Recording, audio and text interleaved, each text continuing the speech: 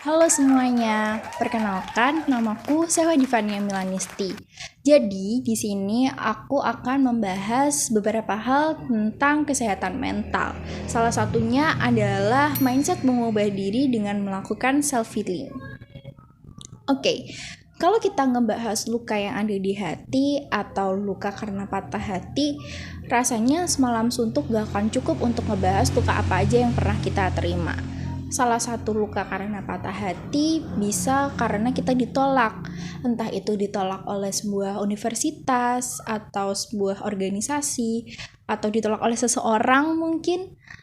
Jadi apapun lukanya, luka karena kita melihat apa yang kita inginkan tapi diambil oleh orang lain karena kita terlalu lambat.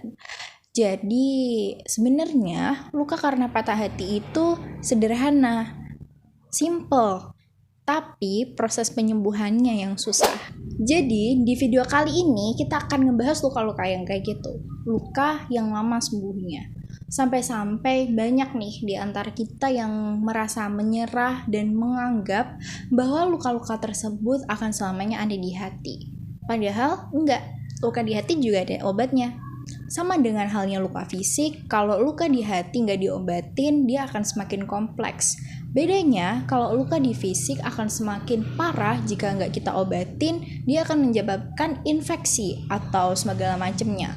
Tapi kalau luka di hati yang semakin memperparah adalah emosi-emosi negatif dari diri kita sendiri yang menyebabkan kita membenci diri kita sendiri.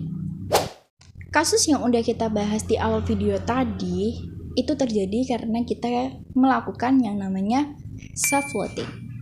Jadi, self-loathing adalah kritik yang terlalu keras terhadap diri sendiri. Kita terlalu merasa bahwa apa yang kita lakukan itu sebuah kesalahan. Kita melakukan hal tersebut selalu gagal. Dan kita melakukan suatu hal tersebut itu gak ada gunanya. Kayak rasa-rasanya tuh kita gak pantas untuk mendapatkan hal-hal baik dalam hidup. Kita gak pantas untuk punya teman yang baik, punya sahabat yang baik, punya pekerjaan yang baik, punya pasangan yang baik bahkan. Kita ngerasa kalau diri kita yang sampah ini ya pantasnya sama sampah-sampah juga. Nah sekarang pertanyaannya, kenapa ada seseorang membenci dirinya sendiri? Gitu. Jadi, menurut penelitian ada 4 penyebabnya kenapa seseorang bisa sampai membenci dirinya sendiri. Nah, yang pertama adalah karena rasa sakit yang terlalu dalam atau bahkan karena trauma. Entah seseorang itu disakiti secara fisik atau secara emosional atau bahkan mereka disakiti secara seksual. Kemudian, yang kedua adalah karena ekspektasi dan harapan kita yang terlalu tinggi terhadap sesuatu. Sebenarnya kalau ditanya, wajar nggak sih kita sebagai manusia memiliki harapan atau ekspektasi yang tinggi terhadap sesuatu? Jawabannya adalah wajar, dan mungkin banyak dari kita yang melakukannya. Tapi ketika kamu menaruh harapan dan ekspektasi terhadap sesuatu dan kamu menginginkan hal itu instan terjadi, maka semakin besar rasa kecewa kamu apabila kamu mengalami kegagalan. Intinya gini, kalau kamu naruh ekspektasi dan juga harapan terhadap sesuatu, maka semakin rentan juga kamu terhadap rasa sedih dan juga rasa kecewa apabila kamu gagal untuk mendapatkan hal tersebut. Oke, paham?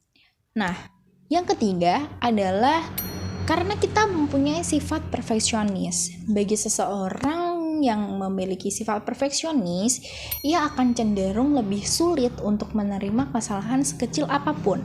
Mereka menganggap kesalahan kecil tersebut adalah suatu hal yang besar, suatu kegagalan, bahkan orang-orang di sekitarnya akan menjauhi mereka hanya karena masalah kecil tersebut. Padahal enggak, kita bisa memperbaiki itu kan? Oke.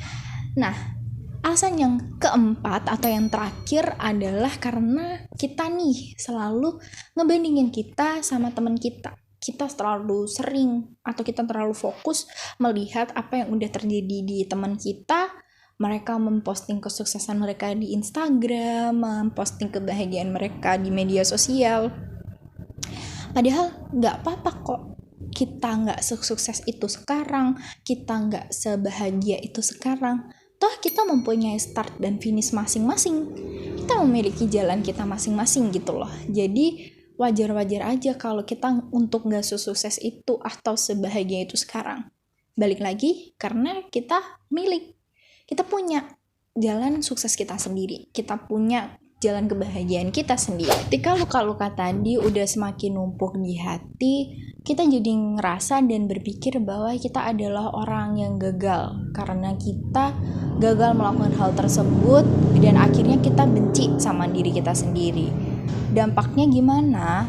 Well, menurut penelitian menunjukkan bahwa ketika kita kesulitan untuk menerima diri kita sendiri, kita akan cenderung merusak kondisi kesejahteraan psikologis kita. Kita jadi cenderung menyalahkan diri sendiri, menutup diri kita dari potensi-potensi yang ada. Tapi kalian tenang aja. Sama dengan luka fisik, luka di hati juga ada obatnya. Untuk ngatasin luka yang ada di hati, kita bisa melakukan yang namanya self-healing. Self-healing adalah proses penyembuhan luka batin yang dilakukan oleh diri sendiri. Nah, untuk kasus benci terhadap diri sendiri, cara yang paling ampuh atau cara yang paling manjur untuk mengobatinya adalah dengan melakukan self-acceptance. Self-acceptance adalah proses penerimaan diri sendiri terlepas dari kelebihan dan kekurangan yang kita miliki. Ketika kita merasa diri kita negatif dan kita ngerasa kita punya luka batin atau luka psikologis, kita bisa mulai untuk lebih objektif dalam menilai diri sendiri.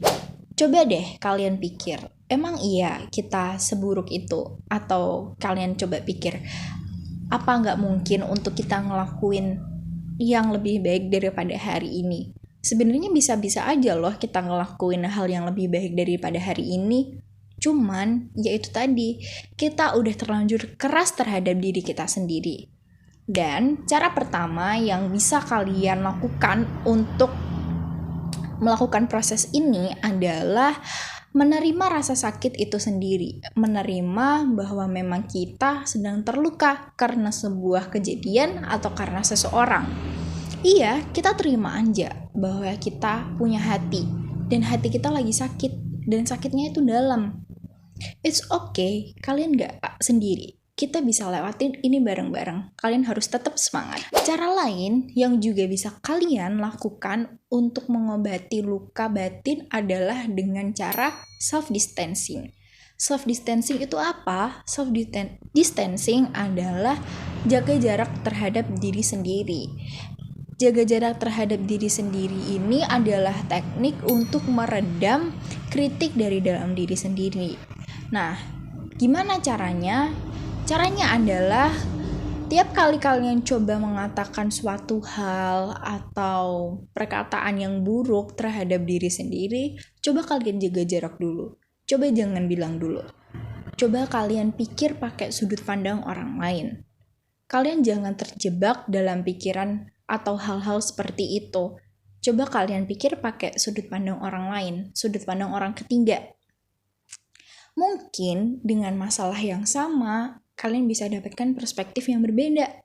Dengan perspektif yang berbeda, kalian akan mendapatkan proses penyelesaian masalah yang berbeda. Nggak apa-apa, yang perlu dicatat adalah proses penerimaan diri sendiri ini memang nggak gampang dan membutuhkan waktu yang lama, susah memang. Tapi kalian gak boleh menyerah, kalian harus tetap semangat, dan gak ada salahnya untuk meminta bantuan. Meminta bantuan itu hal yang wajar, dan bahkan kalian harus meminta bantuan jika dirasa masalah kalian sudah terlalu sulit. Meminta bantuan bisa dilakukan ke orang-orang yang telah kita percaya. Kalian hanya dengan share atau cerita masalah kalian ke orang lain, itu udah cukup membantu kok. Tanpa mengharapkan saran dari orang lain, kalian juga udah terasa lega. Seenggaknya beban kalian bisa tersampaikan. Kalian gak menanggungnya sendiri. Kalian harus tetap semangat, kita bisa lewatin ini bareng-bareng. Kalian harus percaya kalau kalian hebat. kalian adalah yang terbaik selama ini. Kalian telah melakukan yang terbaik dari kalian lahir sampai sekarang. Kalian harus bangga terhadap diri kalian sendiri. Oke, aku rasa cukup sampai di sini. Beberapa hal yang udah aku sampaikan semoga bisa tersampaikan dan bisa terrealisasikan di kehidupan sehari-hari. Semoga kalian bahagia selalu. Sampai jumpa.